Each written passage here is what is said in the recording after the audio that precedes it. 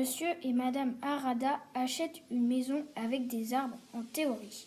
Ils arrivent, plus d'arbres, juste un, l'orme. Ils sont surpris et tristes et choqués parce qu'il n'a plus d'arbres. Il y a un gros plan sur leur visage, c'est en contre-plongée pour montrer leurs sentiments.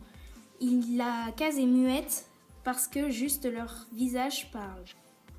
Les auteurs utilisent le début immédiat stress pour éviter la monotonie du début et donner du suspense. On arrive à comprendre même si l'on commence au milieu. Il nous laisse imaginer le début. Dans l'orme du Caucase, on arrive au moment où le jardin a disparu.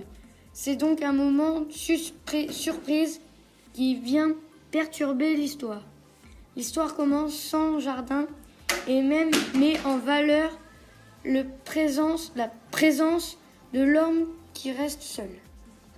Voici un flashback qui permet un retour dans le passé, comme un souvenir des personnages. C'est un retour en arrière. Ici, sur la première page, il n'y a rien.